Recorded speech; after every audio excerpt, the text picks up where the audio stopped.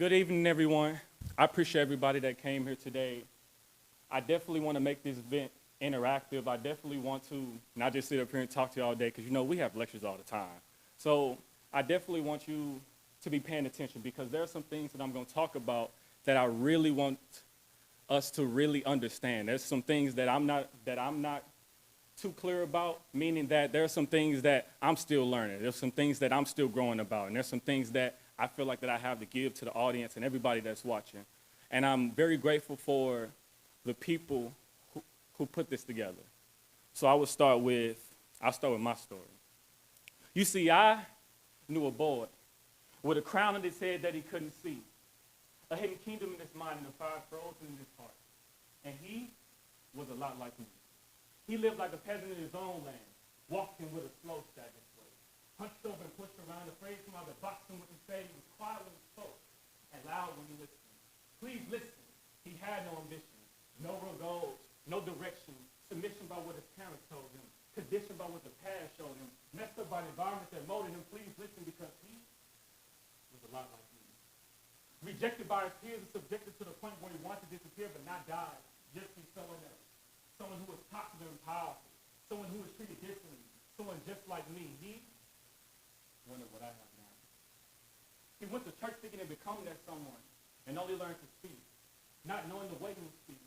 Never really realizing his voice nor his reality. A boy with a great gift of no experience in that he did not yet have in his childhood, too ignorant to his weaknesses, thinking he had fully realized the kingdom of his weaknesses, thinking to become that someone and stop speaking. But I guess you can't blame the boy because he was only a boy. A boy with a crown on his head that he couldn't yet see. A hidden kingdom of his mind not yet existing, a fire frozen in his heart not yet relenting. You see, he was too distant from the man. Please listen to me, man, because little did he understand he was a king with a command in his voice. Either foolish, ruthless, or amazed, or one choice and I would use it. He could light fires in people's hearts. But he was too clueless, too ignorant to what he had possessed. All his life thinking he was less than design. Always looking at how he wasn't blessed, times of pressure, doubts collect in his mind. He was never blessed when he shined because his ideas was never enough. He was never enough, and his life was never enough. And that's why his fire was still frozen. And that's why he lived this lifestyle knowing that the crown was on his head. Living as a peasant instead. Living without growth or ambition or reason. Made him dead while still breathing. He's tweaking man. A defeated man. A lot like me. You see, some of us was or is this boy.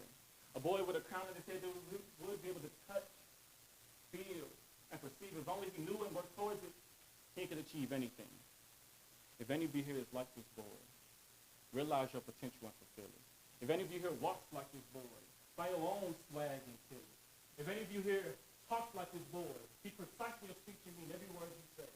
If any of you here thinks like this boy, meditate on your inner words and tell grand stories to yourself every day. Yeah, I know it's not easy. I know a lot of times in our lives that things get hard and we want to give up. I know a lot of times that things make us want to quit, make us want to say, just forget about it. But I'm telling you to build with your mind. Keep it real and use your time.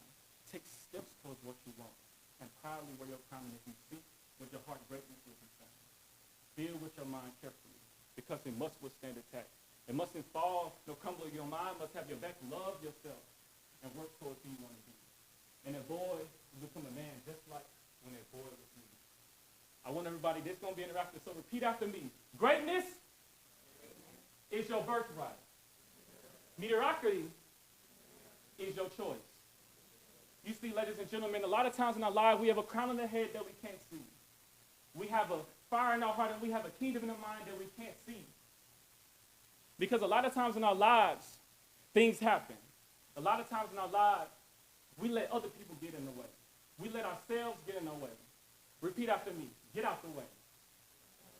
In order for you to do what you need to do, in order for you to push past the person that you are right now, you have to realize that sometimes you are in your own way. Sometimes it ain't other people. It ain't your environment. It's not your circumstance. It's this mind. It's you. Sometimes you have to realize that you have the power to change your reality. You see, a lot of times in my life, I could have been doing what I'm doing now, years ago. But because I realized, because I thought that my voice didn't matter, because I thought that people didn't care what I had to say, I didn't let it be known. I didn't let my gift bring forth fruit because I believed that I didn't have nothing to say. I didn't think I was strong enough. I didn't think I was educated enough. I didn't think I was smart enough. You see, a lot of times in our lives, we let the voices of others become our own voice. And we let that recording roll and roll and roll in our head every time we try to do something new.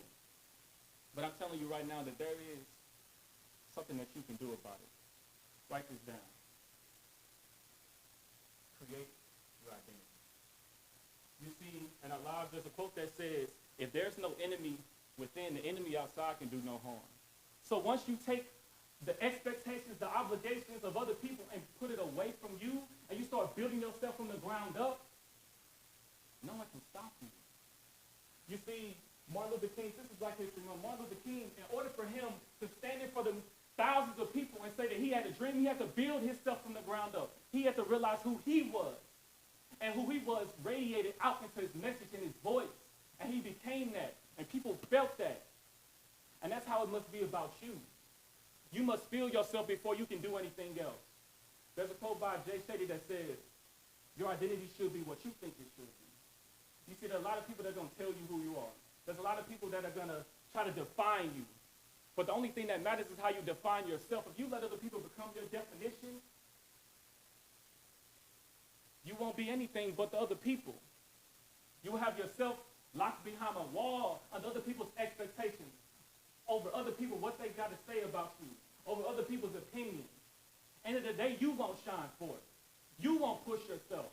You won't move through because you let other people define who you are. And I'm telling you that you have control over that. That was a story by a man named Jim Quick.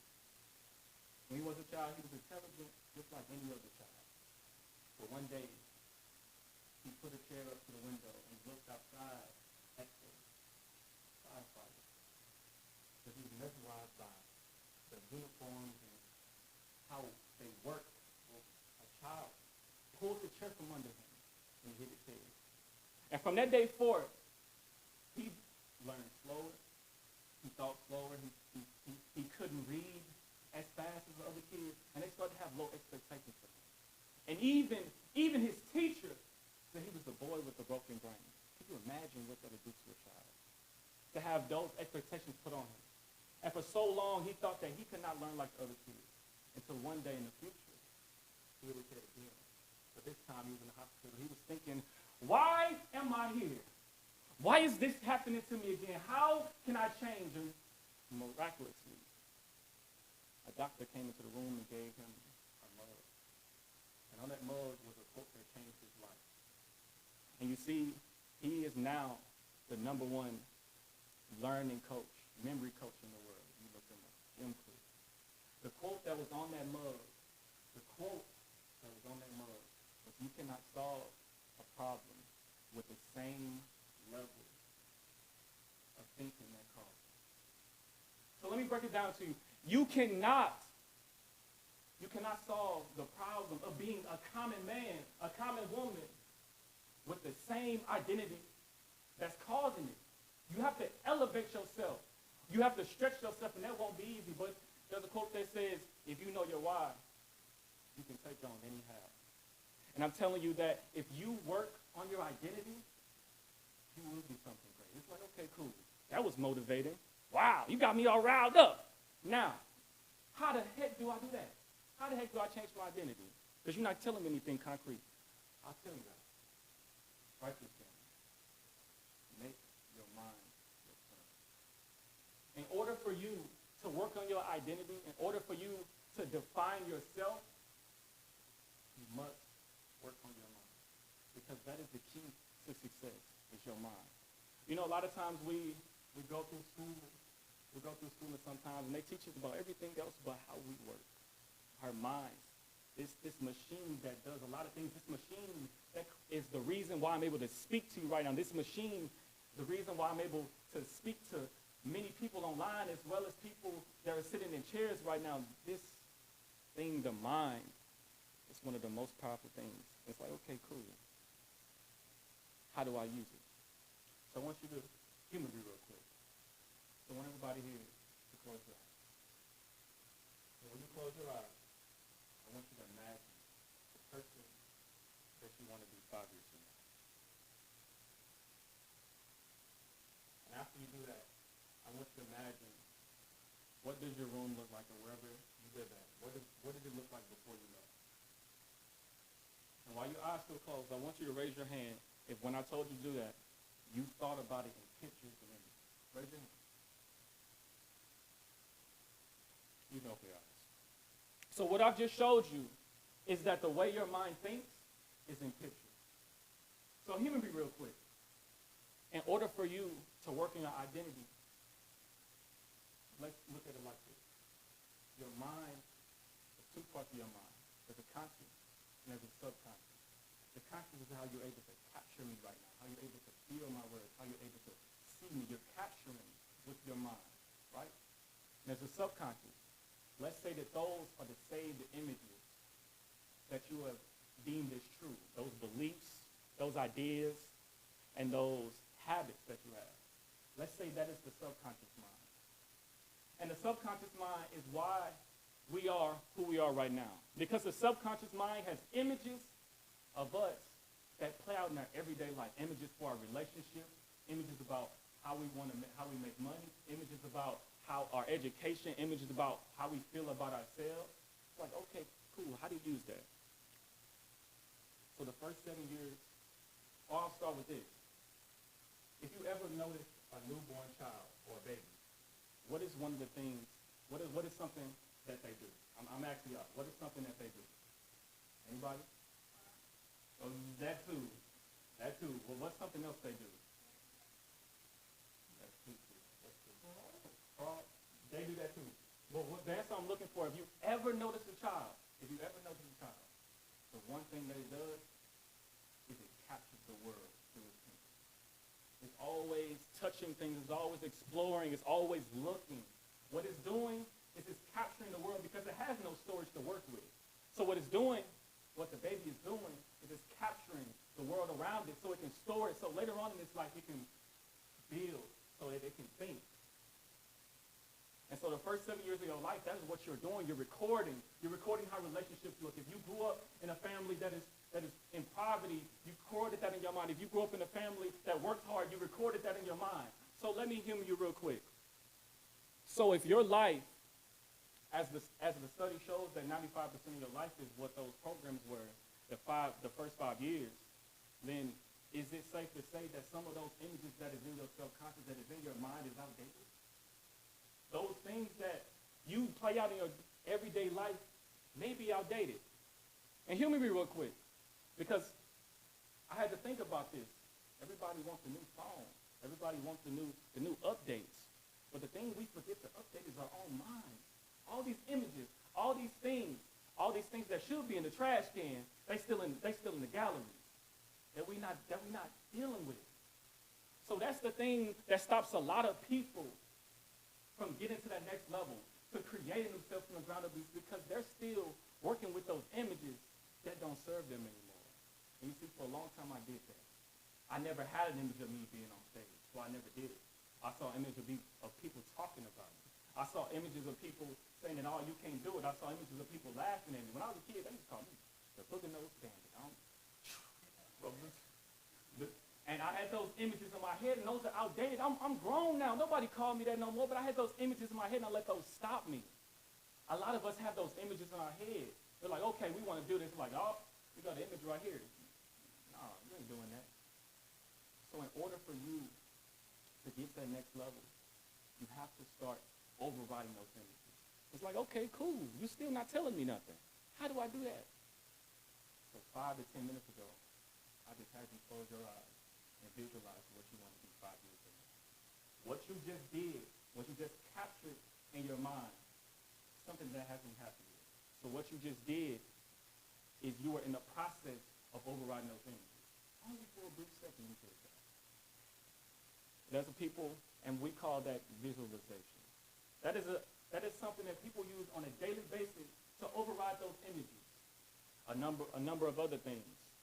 Like people wake up in the morning, they write 10 things they're grateful for. They override them negative images in their mind. People get up in the morning, they move their body because they're trying to override the image of being lazy, the image of being, oh, I don't feel like doing nothing today. You see, every day we must override those images. Martin Luther King said that if your mind is enslaved, your body can never be free. And I'll add to that, if your identity isn't who you are, you will never live the life that you want to live. So in order for you to really dig down and really get into who you are and really build yourself from the ground up, you got to start overriding things that aren't true. You got to stop letting your environment define you and start standing forth in your environment and influencing your environment. And that goes into my next part, adapt and elevate. In order for you to get to that next level, in order for you to push through, you have to learn how to adapt first and then elevate. So a lot of times in our lives, we let the people around us influence us. We let the different environments, like right now, COVID's going on. That's infecting our minds. That's making us feel all these different type of emotions. There are some companies right now that are thriving more in COVID than they did before. Why? Because they are adapting and they're elevating. You see, in order for you to get to that next level, in order for you to access that fire that's in your heart, you have to learn how to adapt and elevate. And I'm going to bring back the other points. Work on your identity. How do you do that? You work on your identity by working on your mind, because your mind is the storage. Then, okay, how do I do that? You do that by overriding the images. How you do that? You adapt and you elevate. So in these different environments that you're in, and these different environments that you are in, you must start adapting. What does that look like? I'll start with a quote first. Charles Darwin said that it's not the most intelligent species, nor the strongest species that survives. It's the species that's most adaptive to change. So in order for you to get to that next level, you don't need to be the smartest. You don't need to be the strongest. You just got to be quick on your toes. You just got to be able to move. You just got to be able to see your surroundings and see how it's flowing, step into it with who you are. Because the way you adapt better is by knowing who you are and who you want to be. So I'll give you an example of that. For instance, most of us here, freshmen, if not all of us, we just went from high school to college. That's an adapt that you have to make. You have to start adapting to going to your class. You have to adapt to getting up early to do the things that you need to do. You need to adapt to, if you're not doing so well in class, get into it. You need to adapt to these different things, making friends, all those things you need to adapt to. And then elevating it to the next level. So that you looking in your environment like, okay, cool. What are the different opportunities that I can tap into, that I can take hold of? This right here, me speaking in front of you was an opportunity that I took hold of. That is elevating. Adapting is me, okay, I need to keep my grades up. I need to make sure that I'm going to sleep on time. That's me adapting. Now I'm elevating by, okay, how can I spread myself? How can I stand forth in who I am and take hold of those opportunities that define me, that is me? And that's what you have to do in the different situations that you're in. And yeah, that's not easy. That's not easy to do. Because, like I said earlier, there's pictures that are stopping me. There are things that are stopping me, like, okay, cool. What's a better way of getting rid of those pictures? One thing that I learned from a man named Bob Proctor is that he said to write down in detail, in the present tense, what person that you want to be. So you write it out. You like, I am, and you keep writing, and you write it. And you read that every day. And every day that you read that, you create an image in your head. Not only do you create an image, you need emotion behind it so it can stick.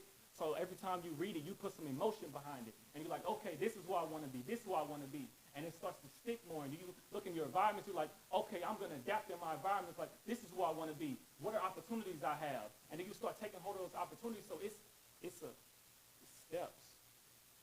It's steps, but you have to first realize where you're trying to go, your focus. Another thing, just like what I'm saying right now has a focus, you have to know where you're trying to go. Okay, cool, you have an identity. You know what you need to do. Now you need to have a direction that you're going in. There's a quote that says, where your attention goes, your energy flows. So in order for you to step forth, you need to have some type of direction. Martin Luther King not only was a person of order, but he had a dream.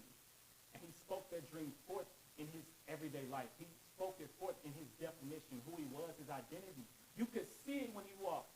You can see it when he moved. Because he had a focus. He had something that he's focusing on. That quote I said earlier. If you know what your why is, you can take on any how. Because that why, that's that energy. That's that fire in your heart. That's that fire. But it steps to, you have to realize that you got a crown on your head first. You got to realize that you have the ability to do that. You have to realize that you have a kingdom in your mind. You have to realize that you have something special within you. You have the ability to imagine. You have the ability to reason. You have the ability to listen. You have the ability, you have your five senses. You have all these things that you can use to get to where you need to go. And you realize that kingdom in your mind, and you're like, okay, let me put some fire behind it. Let me put some of me behind it. Let me start standing for things. Let me start saying, yeah, I'm going to do this. It's me right here.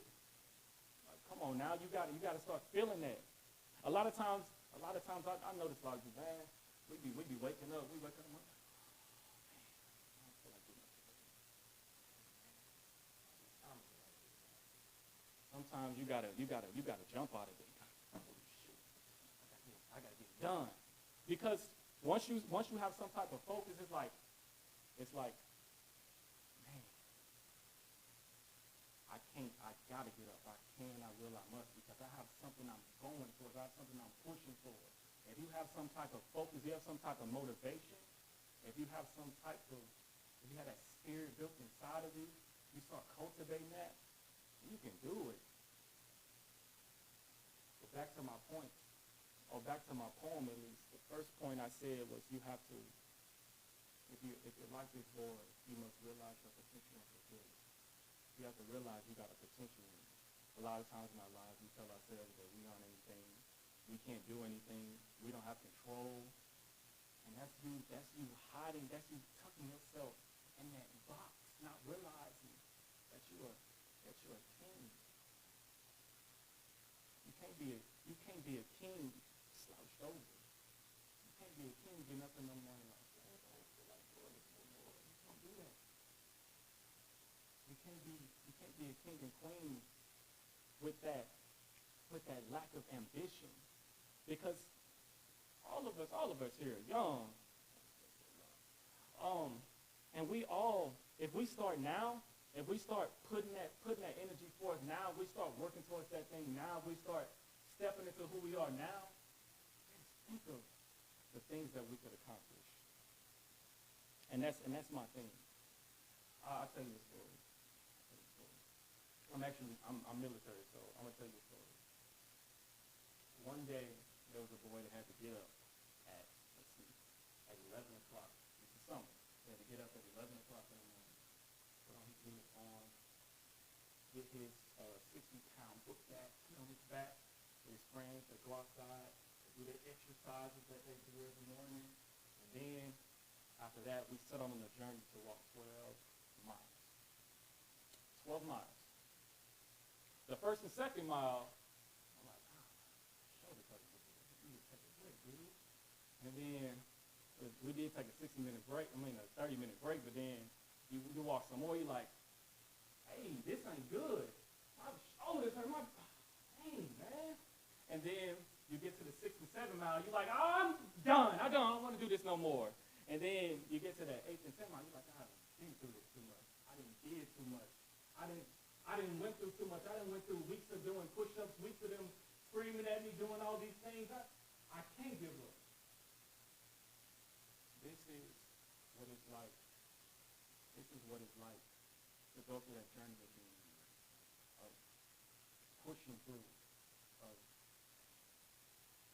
being your best self, of taking hold of that greatness that is inside of you. The first 2 miles, you're going to feel a little thing.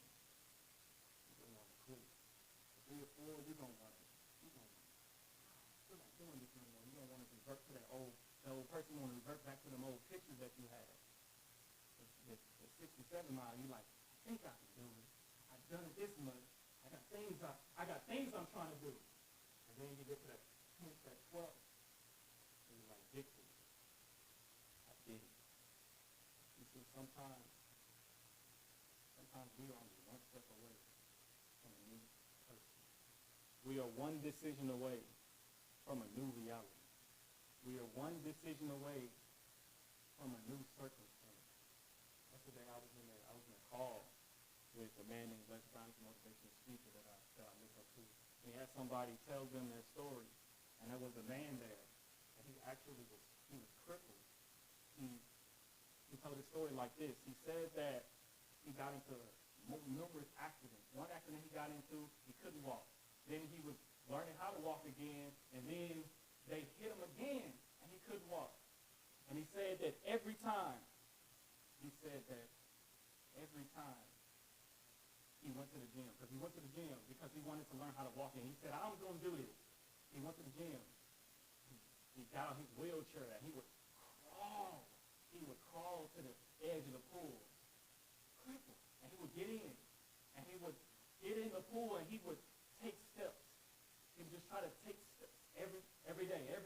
He would try to take one more step, just one more step. And sooner or later, he started to walk, and he was able to get out of that pool and started training. You see, a lot of times in our lives, listen to me, a lot of times in our lives, we only just need to take one more step. One more step today. One more step this hour. One more step that minute. One more step this year. One more step. Because they say, there's a quote that says that the longest journey starts with a single step. You know, I could have gave up at the second mile. I could have gave up at the third mile. But the thing that was running through my head was, I am somebody. I know that I can do this. I know that this is what I want to do. This is who I want to be. I know that there's something more to me. How would the people back home look at me if I go home and fail? How would the people that looked up to me while I was there feel if I failed? You see, sometimes we can't be selfish with our actions. Sometimes our identity isn't just for us. Sometimes our identity helps other people to bring forth their own identity. Sometimes when we start being ourselves, when we start moving towards our dreams, when we start pushing, we inspire somebody else to do it. We inspire somebody else to be something new. We inspire somebody else to take one more step.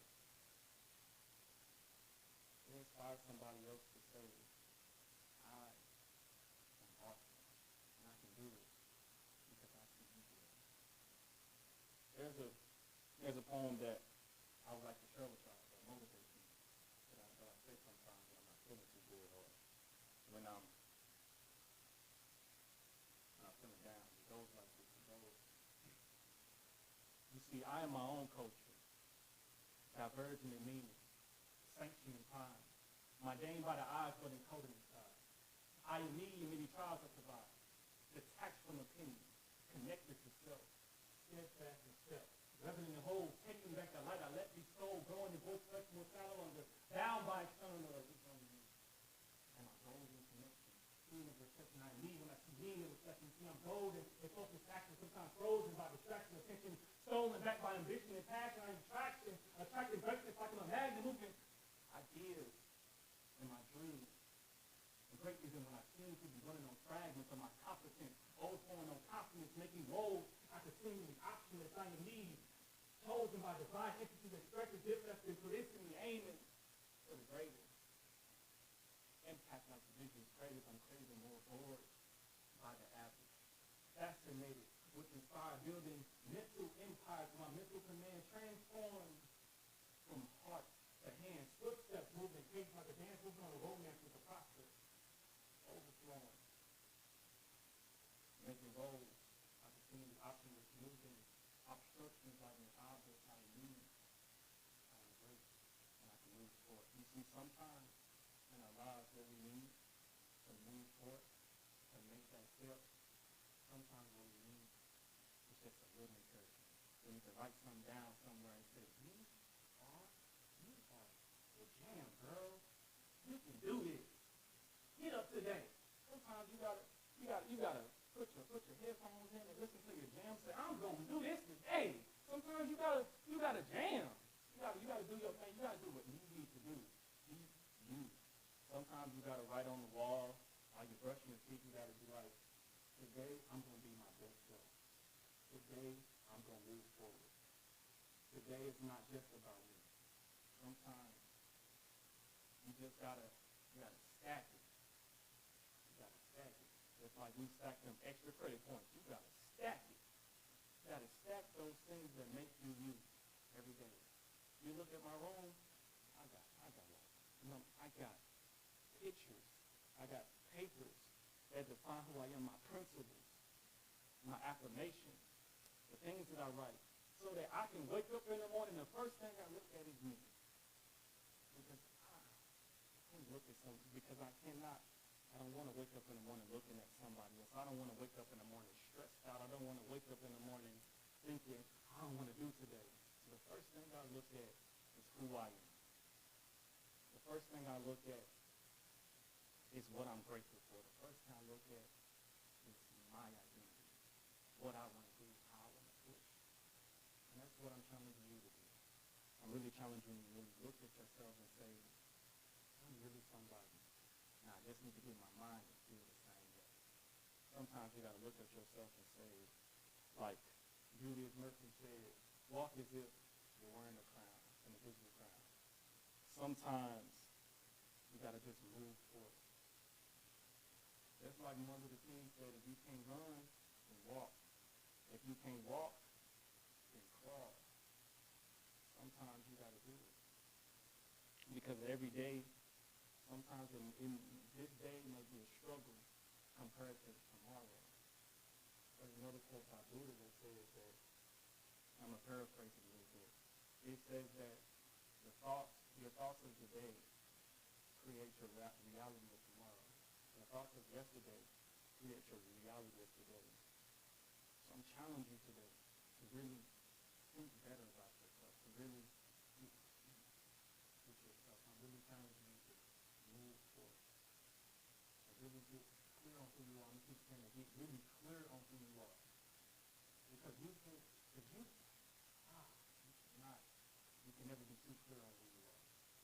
There's always some question about yourself that you're not the answer. There's always something hidden behind those boxes. And that's what makes it fun. I learn new stuff about myself every day. Every day. I learn new stuff about myself. I'm like, wow, that was fascinating. Sometimes you gotta be there about yourself. You're like, dang, I don't know you like I think you know. Because once you know yourself, it's boring. I know too much about myself. Find something new about yourself. Try something new. Go skydiving. But be extraordinary with who you are. Try new things because we're young. We got some time. But we don't need to spend that time moping and doing all this because there's so much to be discovered. There's so much to be tapped into. But you won't realize that until you look at yourself and realize there are some things that I have inside me that aren't me that I need to get rid of. There's a poem that I wrote that says that I just realized that I'm my greatest enemy. Fighting my natural tendency, draining my only energy, stressed out. Because when I'm feeling arguing with the intrinsic trainer within me now, I understand. I need to take my hands and make my vision expand past the thoughts that be feeling dreams because I can do anything. Trapped in my insufficiencies of perception, I'm no good of myself. I don't have to hope for something real. Imagine victories, but my past models is greatest enemy. Knowing my enemy and knowing myself is knowing the same entity, the faulty programs and systems of thought vigorously trying to slay me with proficiency, but I won't let that happen. I won't fold the boldness of action on rather cold on my attitude, or rather focus attention or decisions I have. Now I understand I need to make myself my plan move without letting my strategy flexible. In the best I would should leave myself and I was torn like water, great and tired. And I dive into the new community with myself, so my internal empathy transform myself, moving now with a refined intensity, gradually realizing myself, digging deeper to see what more I can be, tapping into to those hidden capabilities, because simply success is the only air that I'm willing to breathe. Sometimes you gotta be like my favorite motivational speaker said, you gotta want to succeed as badly as you want to breathe. You gotta want to really be yourself and not be nobody else. Because what I see when I think of people being somebody else, I think of if you just look in the mirror and all you didn't see a reflection. What you saw was different pictures of different people. And you just see that blurred destruction. You just see it's just blurred. You can't really see yourself. You see other people. And you just feel lost. And right now I'm asking you, I'm challenging you to really get out of that box. To really tap into who you're meant to be. Really let that crown wear. Really build that kingdom and see that kingdom.